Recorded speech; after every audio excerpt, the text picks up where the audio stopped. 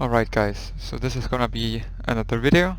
The meta since my last one hasn't changed all that much, but there is a lot of things I would like to say now, especially about the state of PvP in general and how it has changed.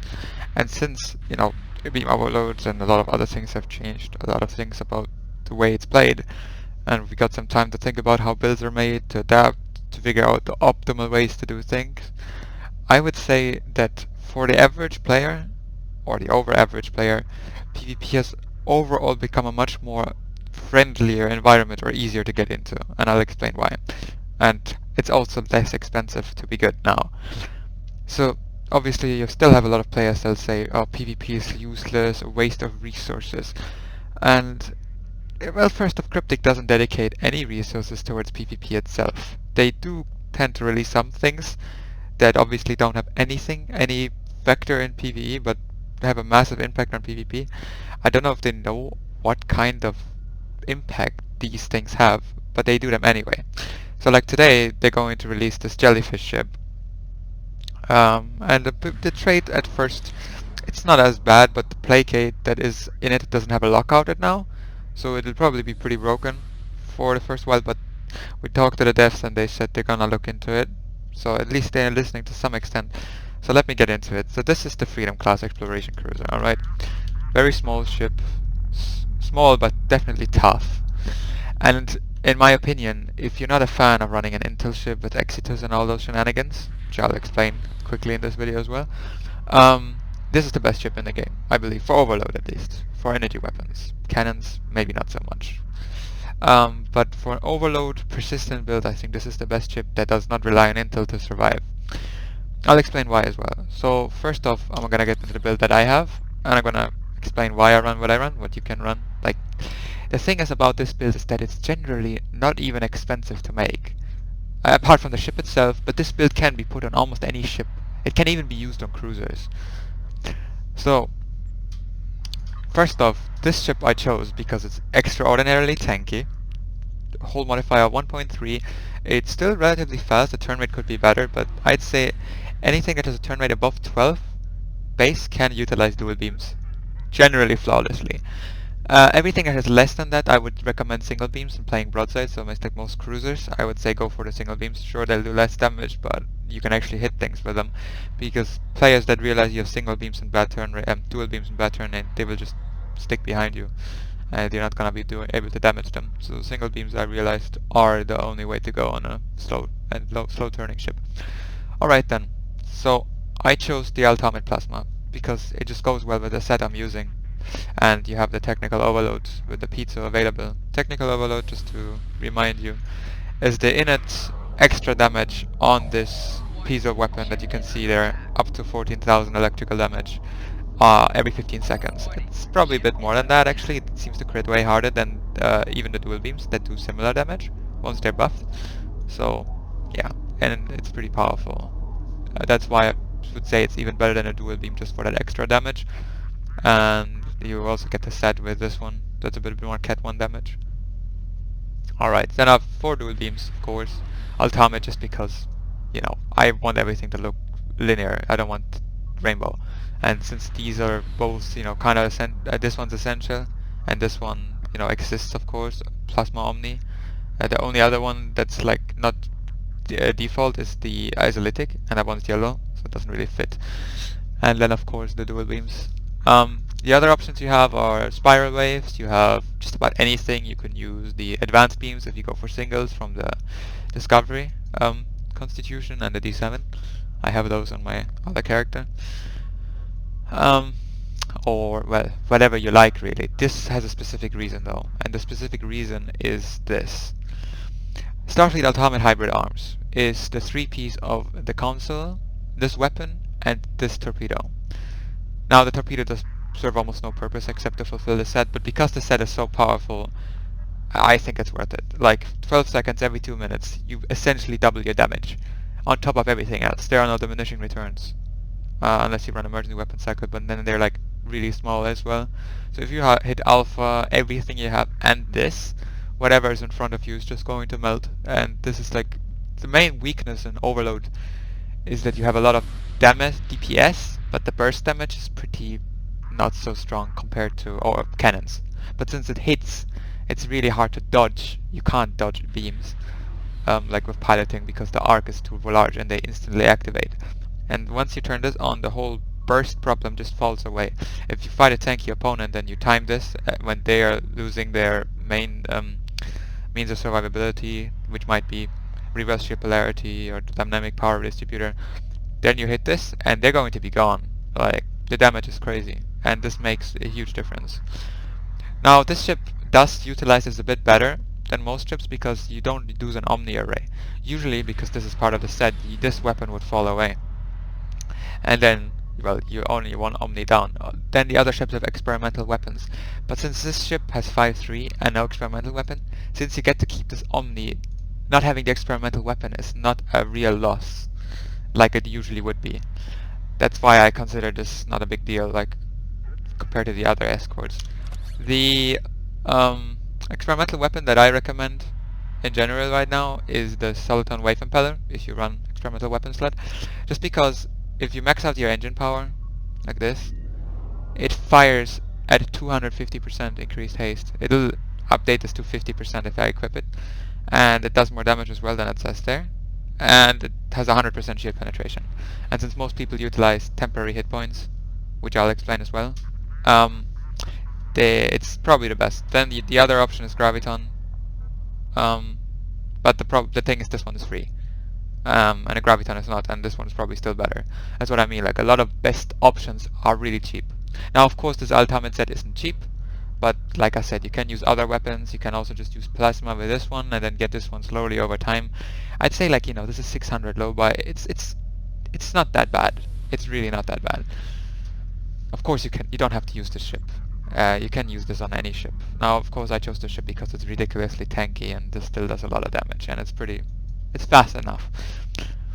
So, Reflector colony, nothing's changed. Engines, heal competitive engines, hasn't changed. Discovery 2-piece is pretty nice because it gives you a lot of hit points, more shield damage, and it gives you 120% hull regeneration, even in combat. And it says scales with maximum hull, but that doesn't work. It gives you the 120% no matter what. Now the competitive 3-piece that gives you like a fuck ton of bonus resistance is still very powerful, but it requires the opponent to have some sort of pet or multiple opponents shooting you if overload is being used, because you need to be hit 10 times in 1.5 seconds. And since that's not always the case, and the discovery piece 2-piece is more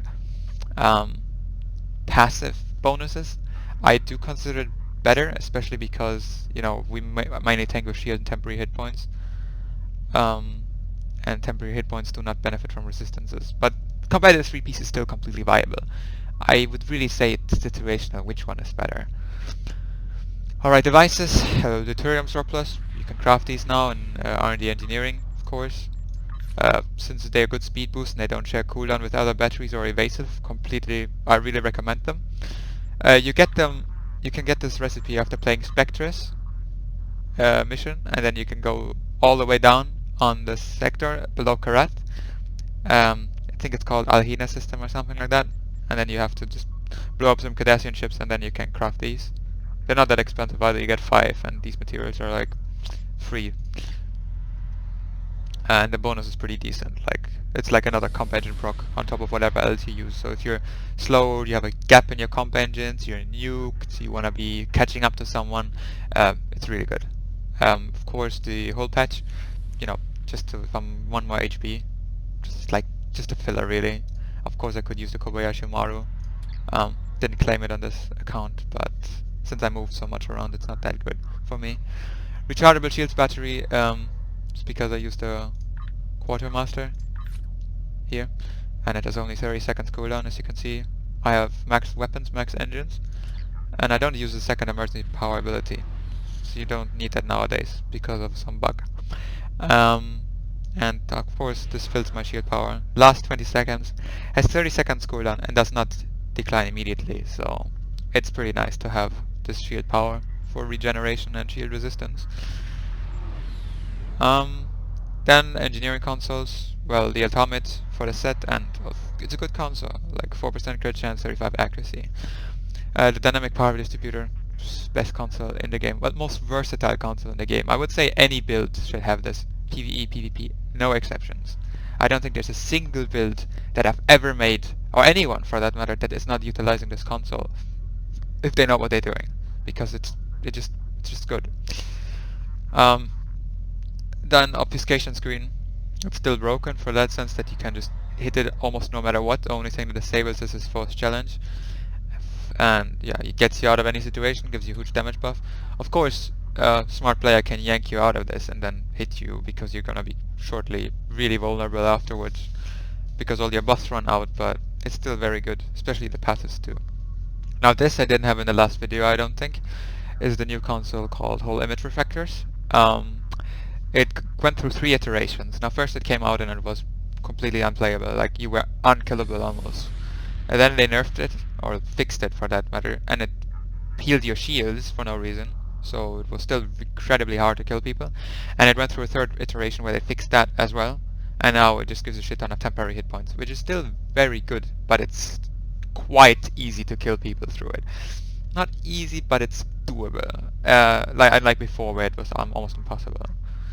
But I do recommend that you use this. I would say there's the staple of 3 things right now, where any player who wants to get into PvP can become very dangerous and way harder to kill. So you run beams, of course, overload, colony consoles, as many as you can, because they heal, and then they give you temporary hit points like this. Okay, 3 stacks, and you see my temporary hit points go up. Now in combat this will be way more, but it's already quite a lot, as you can see, like over 100,000. If I'm in combat, this is gonna go up because I utilize specializations in such a way that their effect is maximized. But let's finish this. This console, of course, is also a cloak button. It cannot be interrupted with gravity well or anything like that. So this cloak is safe. The only way people can take you out of it is either by disabling you, or just they see you because of perception and can shoot you anyway.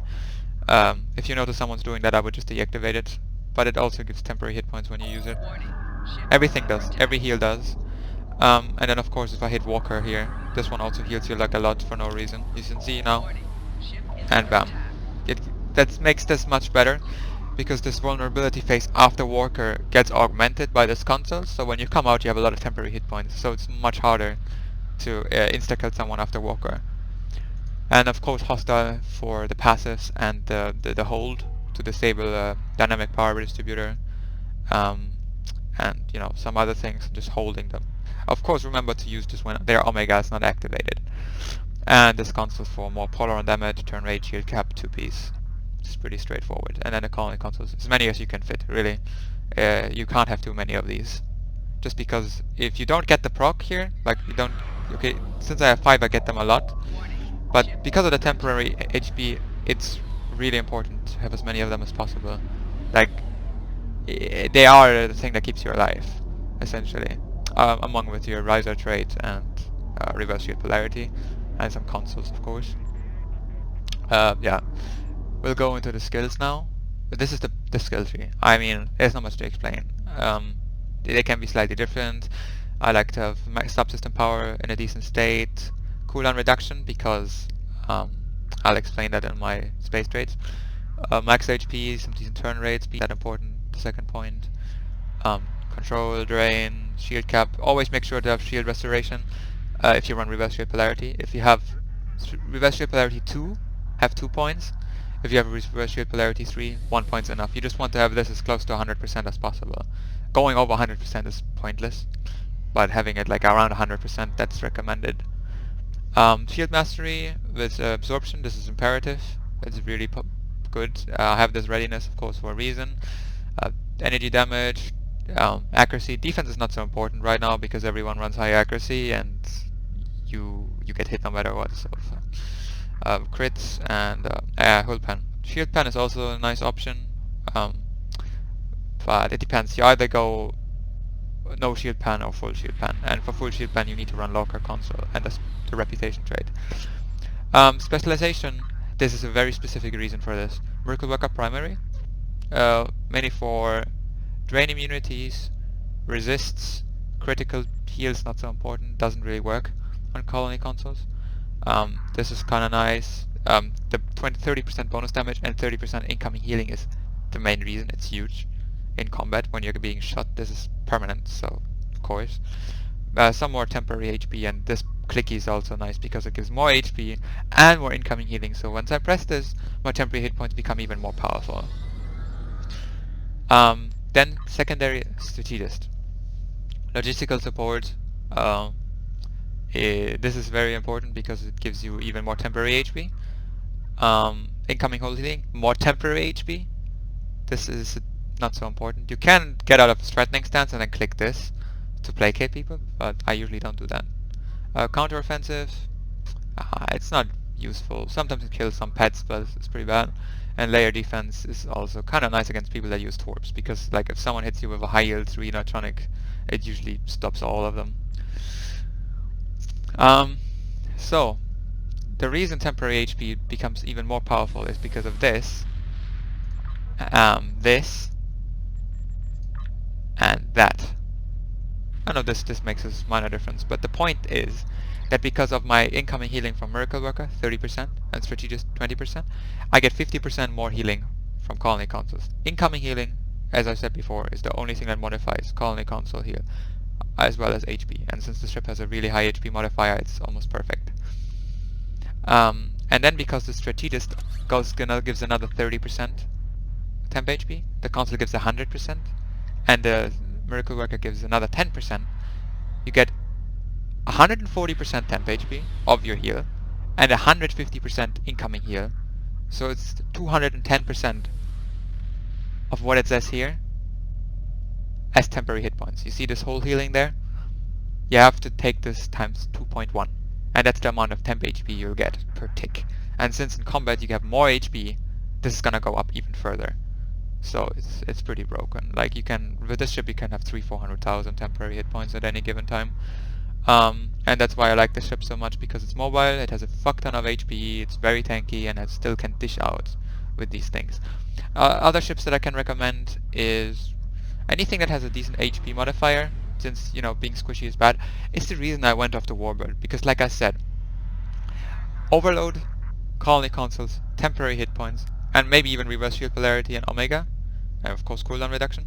Any player that uses those things will become a real threat, and my Warbird could not handle it. It just wasn't tanky enough. And this whole zipping around stuff that I used to do in the cannon days that prevented people from killing me just does not work. Yeah, I didn't like being too vulnerable to random players, so I had to move to a ship that can handle it way better. So any ship that has of course the Warbird's still good. Just remember, you're not gonna be able to dodge by piloting. You can pilot maneuver, but you cannot evade by flying behind your enemy. Usually, because once you just have to be in a 90-degree arc for a split second, and all weapons will fire instantly, unlike with cannons or torpedoes. Traits: good day to die, of course. More HP. More damage, mainly. I do it for the damage, not really for the resistance. Pseudo submission, because Colony Consoles constantly proc pseudo submission. So whenever it can be activated, it will be activated. I've never told this to anybody, but at this point PvP is in a state where I just don't want people to, you know, be frustrated. So I'm gonna tell you this right now. In control settings, if you of course remember to always have never auto-target objects and never auto-target pets on, so you never tab onto those enemies. But what we might not know is that only attack target if selected should be off, and select auto-target on attack should be off. So what this means is that you can fire at an opponent without targeting them. If you just hit spacebar and your weapon's supposed to fire, it will find the closest enemy in your front arc and shoot at them, which is generally, unless you're in the middle of a Borg area, is the next player. In a 1v1 or in a controlled environment, this is extremely imperative, because you can get away shooting at them without targeting them, and this completely invalidates pseudo submission. So in a 1v1, just remember this, because then it'll just work just fine. Remember my words. These two settings, have them just like I have, and firing weapons will automatically shoot at the closest target in your firing arc. And since you have this off, it will never shoot at pets. It will target NPCs like bots, Borg, but unless you're like in the middle of Karat where all the Borg are, this will always work. And usually it likes to stay on the target you have first shot. If you have issues, sometimes just target them and then untarget them just before you're in range, and it'll prefer them as target. But this is seriously helpful against Pseudo.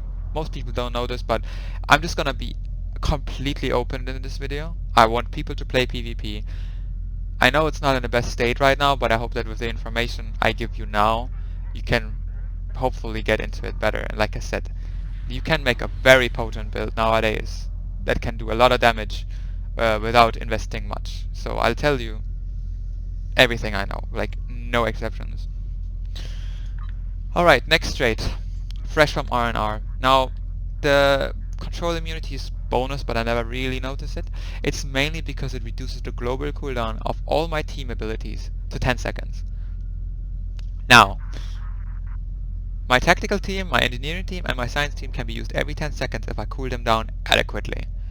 That's why I have the readiness skill in my skill tree.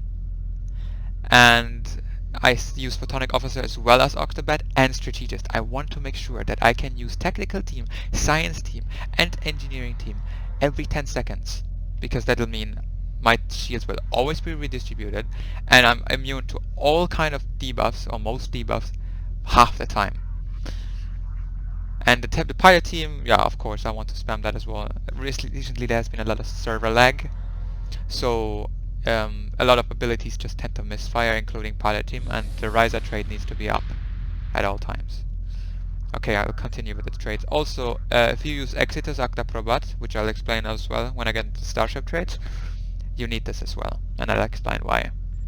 Now, Give You All is very good just because, you know, you're taking 20% less damage just straight up on top of all your resistance and on top of your temp HP, your shields. It's really good. Beam Training is probably the worst of them all here, maybe among with this one.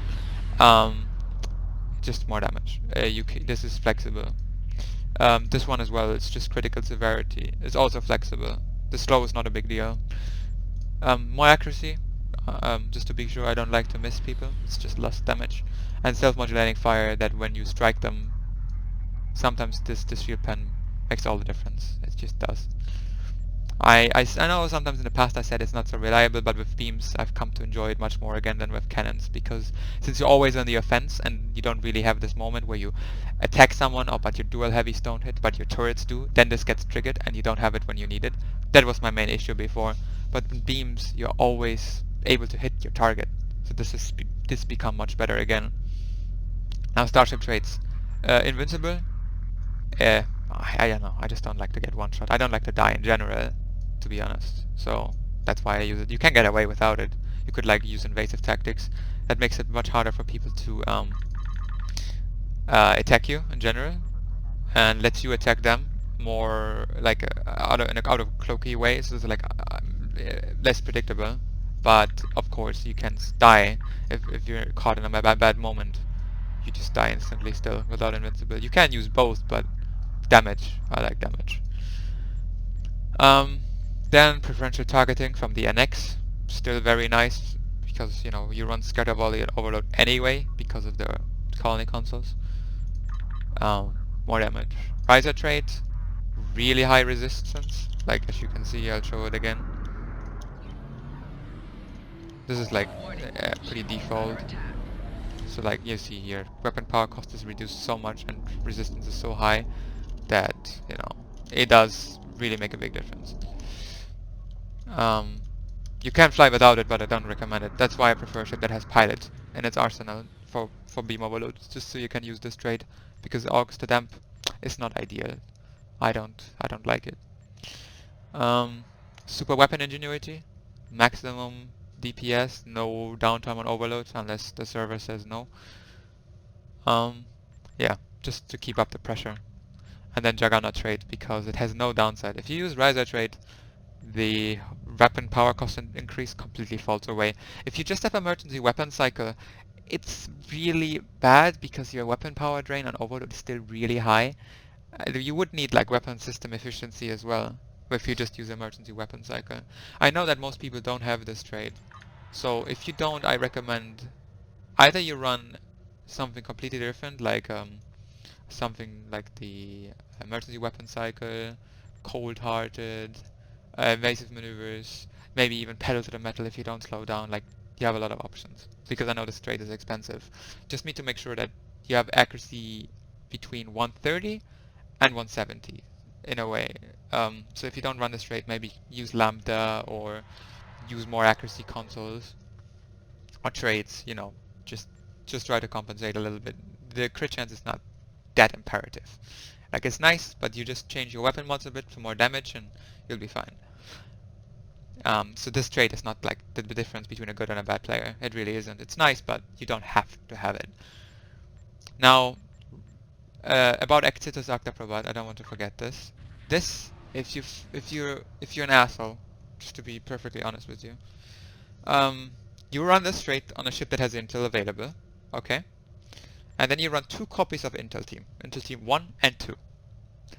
And then you have this trait, so you have 100% uptime on Intel Team, and together in tandem with Exitus, nobody will be able to target you unless they have high perception. Use this platform. This has 30-kilometer range. You can just pause the video, read what it does. Or being targeted by enhanced structure drones. These from the ship that ironically has the trait, because these disable the use of Intel Team.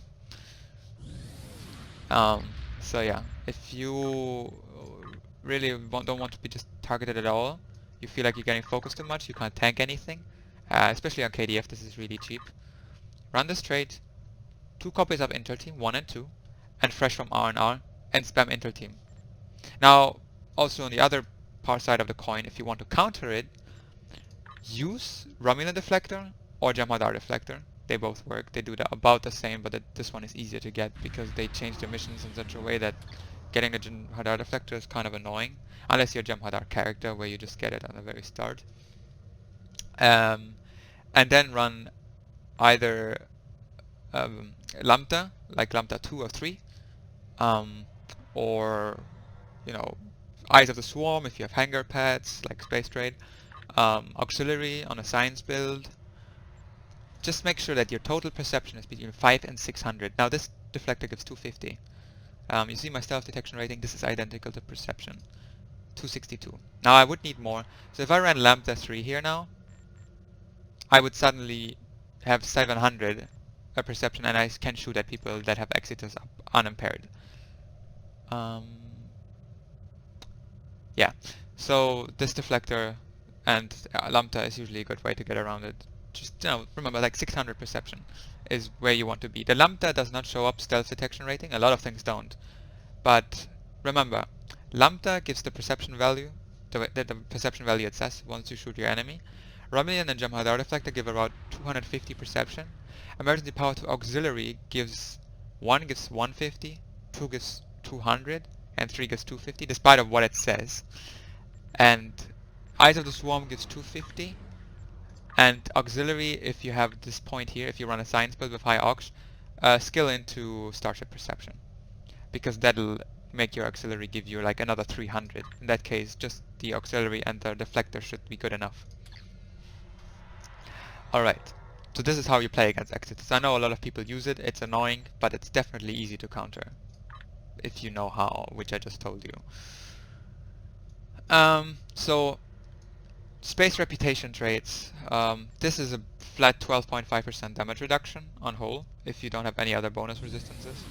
There will be diminishing returns if you use Dynamic Power Redistributor, but if you don't have any other bonus resistance, this gives you this amount in percentage of damage reduction. That's just how the formula works with bonus. Crit Rev, crit chance, more crit chance, and here Landry's Loyalty. Outgoing critical hit cleanse a random debuff. The recharge is irrelevant. It's not there. Like every crit clears 1 debuff. So if you crit a lot, all debuffs will be gone whenever you shoot. This might be nice to know. Some people might have not known this. Like I said, I'm gonna be completely honest in this video. Since if anyone who's interested in PvP watches this, I'll tell you basically everything that's relevant right now for energy weapon builds. I'll probably make a Pargin build when the jellyfish comes later. I'll probably mess around with that. Yeah, this is rank 1 and rank 2 are identical. We reported this to Cryptic, so it's not like we're using exploits and we keep them to ourselves. I did report this to them, like very early on, and it's never been fixed. So you know, until they fix it, we might as well use it. You have other options here, of course, but these are just the traits that I prefer. You can use Proto Matter for more heal instead of resistance. You can run immunity. You can run evasive tactics if you struggle with control, or you might not run Omega because you run Lambda against Exitus. This is not bad. HP is never bad. This is also okay. You could like a lot of options here, but of course these are all free. This is not really expensive. I mean, in a great scheme of things, you can get this for 200 million if you know, if you ask the right guy. This is like another 200 mil. This is free, 200 mil. Expensive, but you can use other things that you can get for Zen or you know other or for free here. These trades, they are all of course relatively affordable. Stations affordable. Then ship. This ship is expensive, but like I said, you can use this on any ship. You can use a lot of weapons. You can fly without ultimate 3-piece, or you can use ultimate 3-piece on a different energy weapon type. You know, you have a lot of options here. My duty officers. Um, Con officer to reset evasive cooldown from Phoenix to increase reverse your polarity duration. It's like half uptime with three technicians, and the quartermaster for the shield battery, as I've said previously. Now, forgive me the quick short thinking, because I really want to include everything.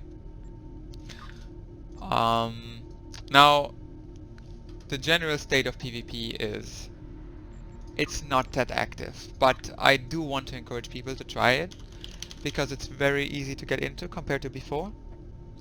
And on KDF it's actually much cheaper for energy weapon builds, so if you're really interested, KDF is also usually the least populated, that means you have more people to shoot in Kirat. More things are viable as well. You can make a energy weapon build, you can use cannons. In that case I do recommend Cloak, but it's not ideal because cannons are, you know, a bit messy, they get interrupted all the time and whatnot. Overload, of course, like this, is what I consider the most universal approach. Overload just works against just about anything. It's very tanky, it does a lot of damage, it's easy to use. Too easy, but like I said, might as well just make the most of it and hope people start playing PvP, or you know, next time there's a PvP endeavor, just consider this and you'll have much less trouble. You can do torpedo builds. They can be very potent. Downside is just that there are counters that most people don't know, like hard counters that shut torpedo builds down completely. But like I said, most people don't know about them and most people don't use them. Yeah, but the raw damage output of torpedo builds is on par with energy weapons with ultimate on at all times. The problem was just that you need to be able to hit them people with torpedoes. So you have to lock them down.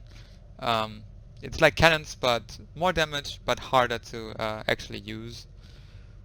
But it is worth it. Like the reward is anyone who gets hit by your torp salvo, if the build is done right, will die. I might eventually, if there's an interest, I might make a video on a torpedo PvP build. Power gen as well, just become very viable because of these two consoles mainly. I mean, there are a lot of other reasons, and I'll probably make a video on that. But you have these two, they are very similar. Damage, as you can see, is almost identical, but they do a lot of damage, like 16,000, like kinetic and electrical. So you use this one first when you attack someone. If these are fully buffed on a good power gen build and they crit, they do about 200,000 damage, pre-resistant each. So, and then you have a lot of other things you can use on a power gen. So a power gen is probably the best Vapor right now, because you have more shield immunities, you have the ability to sable your enemy, you have a shorter cooldown than say a Warhead, because you have this trait here, unconventional system, so you run some control abilities and this gets reduced drastically. And I'm telling you all this just so you know, it's not just Overload. There's a lot of options. Now Overload is the easiest, and that's why I made this video, but just generally consider this. My bridge officer layout is straightforward. I mean, Omega to control immunity. I change this to Lambda if necessary. Scatter volley and overload, preferential and colony consoles. Pilot team to trigger riser trait. Narrow center bands against placates and some extra damage as well as accuracy. Tactical team, shield redistribution. Science team and engineering team are on low cooldown, 10 seconds. And I cycle them for competitive engine boost as well as debuff clear. Photonic officer to lower the cooldown of everything. Like, I really don't want any downtime. This seems overkill. Probably is, but I don't want any gaps. And then RSP3, Octobat, and emergency power to engines. Now, if you fly a Romulan ship, you have to run emergency power to engines 3. Having engines at around 120 to 125, that's imperative. And weapons and engines have to be high. Everything else is kind of not so important. Getting shields up through batteries bonus. I mean, mainly the reason I like shield power up is also because this core gives me HP based on shield power. As you can see, it says plus hull capacity is like 61. That's quite nice. You can see the shield will go up just, yeah, like 7,000 just because of the battery. And it's almost at all times. On a warbird, you need to probably run 2 emergency power abilities. You know, back in the day, the main reason we recommended 2 emergency power abilities is mainly because of the Killel Warp Core Engineer that clears all debuffs. But because of Landry's, if your power levels are adequate, aka when you fly a ship with a Warp Core, you can get away using only one. And this buff layout is a bit tight, so that's why I settled for just engines 1 and call it a day. Otherwise, you can of course still use 2 if it fits. It's still not bad, you know, engines and shields, engines and weapons, engines and augs, you know. Oh, engines I will always recommend, but you know, if you have a second one or not, that's up to the ship and you. Ships you can use, like, you know, you could run a Ravager. This is a low-buy ship. It's extremely similar to this one. It's really good. It has more turn rate. It has the same HP. Bridge officer layout is really solid. You don't get RSP3, but you can easily fit RSP2. It has a hangar, so you can run mirror shuttles if you have them, or any pet that you like, just for harassment really. And Eyes of the Swarm, you know, for the perception against Exodus. And this is a low-buy ship, so you can get this for like 200 million. And it's the most similar ship to this one. And you know, if you want to get this as close as possible to this build, the Ravager is the best approach. It's cheaper, like it costs a sixth of this ship, and it's really similar. And then of course you can still go Warbird, you can go Archeros, you can even go Sovereign with single beams. Like, I mess around with a lot of things. I have a dry dock full of ships, you know. You have a lot of options, but the Ravager I highly recommend if you want to do a build like this one on a budget. So yeah, I really hope that you got some information out of this, just showing how my build works, why I have it the way I do, and yeah, have a nice day, and thanks for watching.